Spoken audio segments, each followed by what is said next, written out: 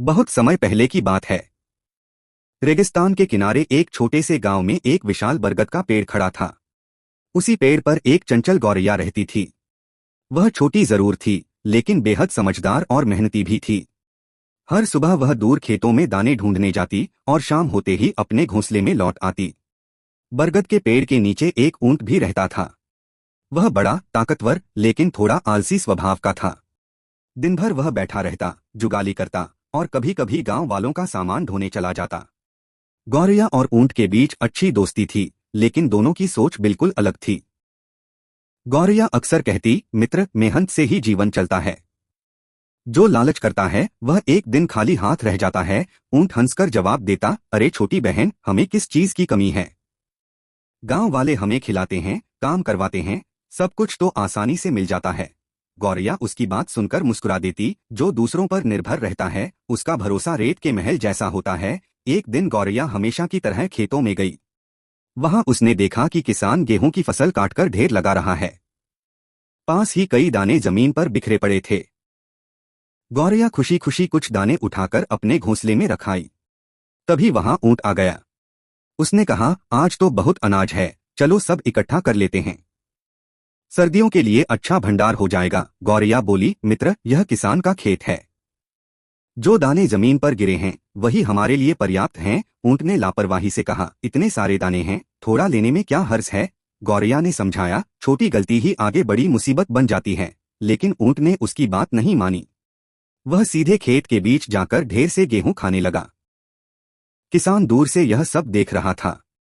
वह लाठी लेकर गुस्से में ऊंट की ओर दौड़ा। अरे चोर जानवर, मेरी फसल खाता है। ऊंट डर गया और भागने लगा, लेकिन भारी शरीर के कारण फंस गया। किसान ने उसे खूब पीटा। किसी तरह ऊंट जान बचाकर वहां से भाग निकला। वह घायल और थका हुआ बरगद के पेड़ के नीचे आकर बैठ गया। गौरैया उसके पास आई और बोली, मैंने पहले ही चेताया था मित्र, लालच हमेशा नुकसान देता है। ऊंट ने सिर झुकाकर कहा, तुम सही थी, मुझसे गलती हो गई। अब मैं कभी किसी की चीज नहीं छीनूंगा। कुछ समय बीत गया। सर्दियां आ गईं और रातें बहुत ठंडी हो गईं। गौरैया ने पहले से दाने और टहनियां जमा कर ली थीं। उसका घोंसला गर्म और सुरक्षित था।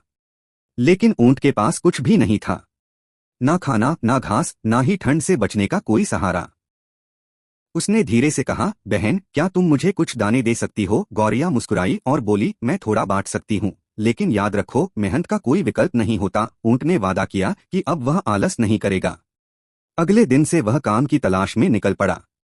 वह बच्चों को सवारी कराने लगा, पानी ढोने लगा और बदले में अनाज जुटाने लगा। एक दिन रेगिस्तान में एक काफिला आया। व्यापारी ऊंटों पर सामान लादकर शहर जा रहे थे। ऊंट को देखकर उनके सरदार ने कहा, यह ऊंट मजबूत है, इसे भी साथ ले चलते हैं, इसे अच्छा खाना मिलेगा।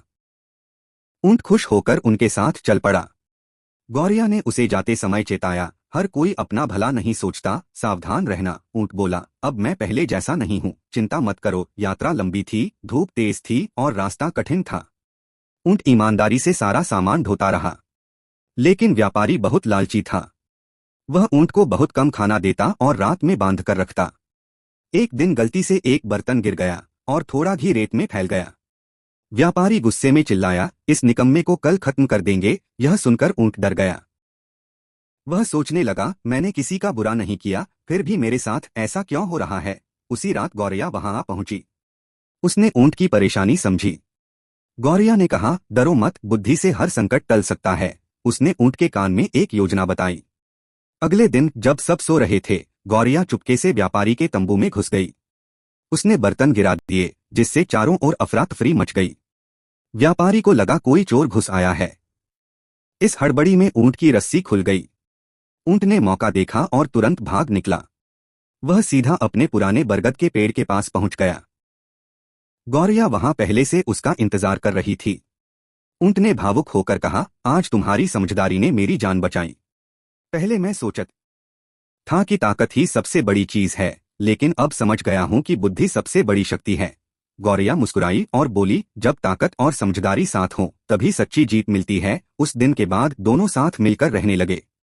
ऊंट मेहनत करता और गौरैया योजना बनाती। दोनों का जीवन सुख और संतोष से भर गया। इस कहानी से हमें सीख मिलती है कि बुद्धि और परिश्रम साथ हों तो कोई भी कठिनाई बड़ी नहीं होती, और लालच व आलस्य हमेशा विनाश की ओर ले जाते हैं।